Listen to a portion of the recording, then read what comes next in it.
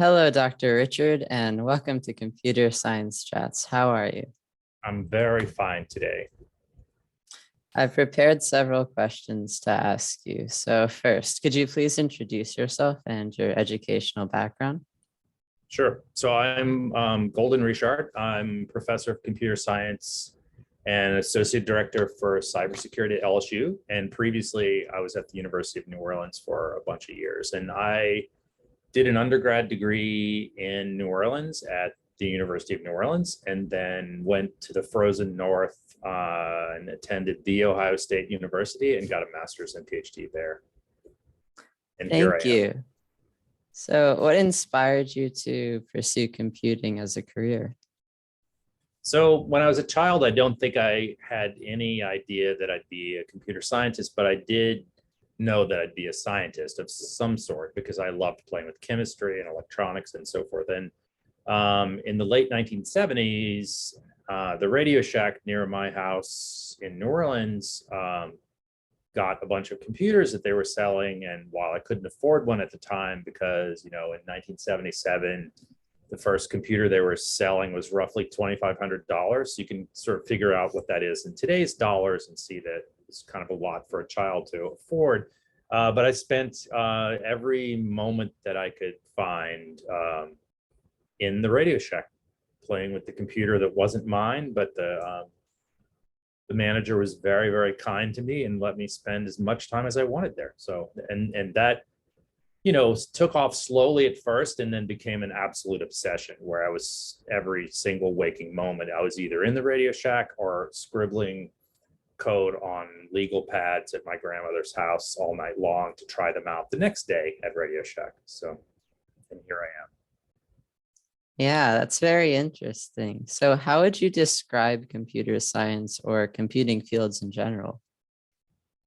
I think it's, I don't know how I could describe them in general, I guess. I mean, I find that computer science is really fun because there are tons of engineering challenges to solve, and specifically in cybersecurity, which changes really rapidly almost every day, there's always a new problem to solve. And yeah, and I love, doing this in a university setting because I get to sort of infect students with my enthusiasm for computer science and cybersecurity. And yeah, it's lovely to see the new faces light up with recognition and stuff. So yeah. Yeah, thank you. And that also leads to my next question. So could you please describe some of the activities that you do through your work? Yeah, work is powered by lots of coffee throughout the day to remain vigilant. So my stuff is a combination of trying to build the cybersecurity program at LSU, which means searching for new faculty to hire and trying to make relationships with industry and so forth, but also teaching classes in cybersecurity and operating systems, and supervising a whole lab full of students that are working on cybersecurity projects. So right now, in the lab that's right outside my office is actually inside the big surrounding lab. There are roughly 20 undergrad, master's, and PhD students all working on cybersecurity problems. So that's sort of a continuous thing, like Monday through Wednesday at least, teaching and research and hanging out with the students. And then on Thursday and Friday, I try to have a slightly more quiet, hidden time to sort of catch up on things like class prep and looking for new research problems and stuff like that. So. Yeah, and what do you like most and what do you find most challenging about these activities? I mean, the challenging thing, I'm in cybersecurity, by choice, and no one's forcing me to do it. But the challenging thing is that the field moves so rapidly. So as an example of this, I wasn't too enthused with Twitter when Twitter first came out, and I really didn't care much about it.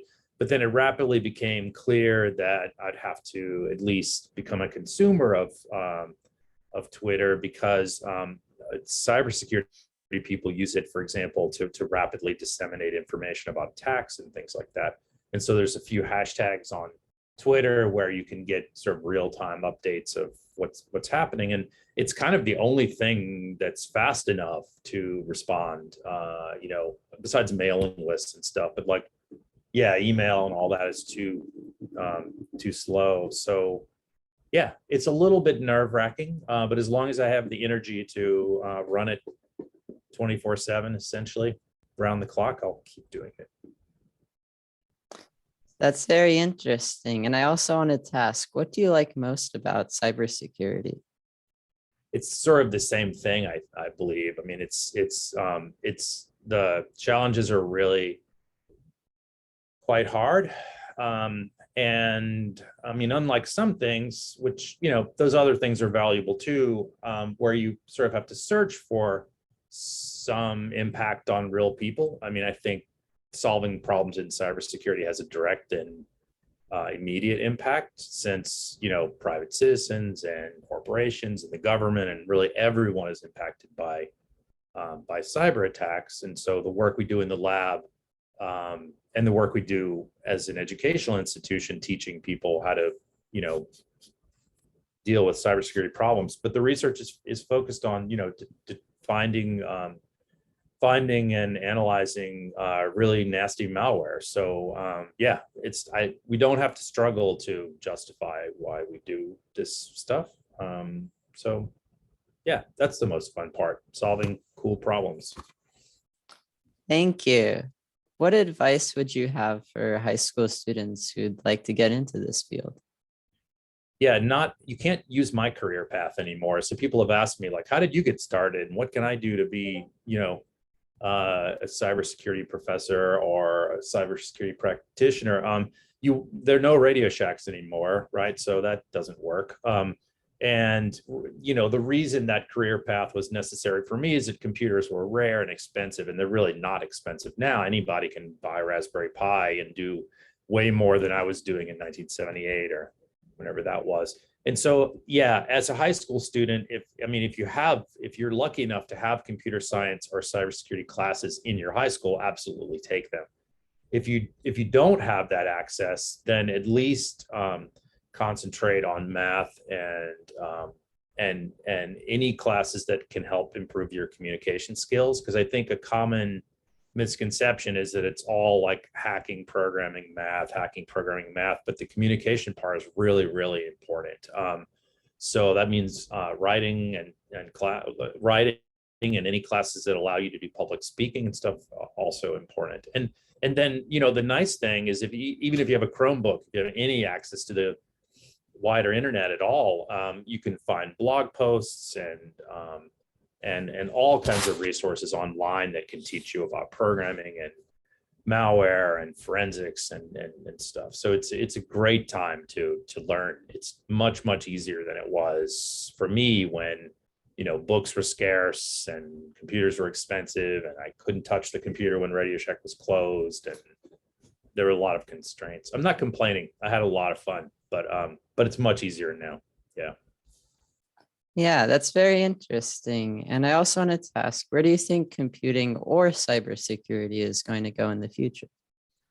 Yeah, it's hard to say. I mean, one thing that's happened steadily since I started is that computers are faster and faster, smaller and smaller, and cheaper, so that they're essentially everywhere.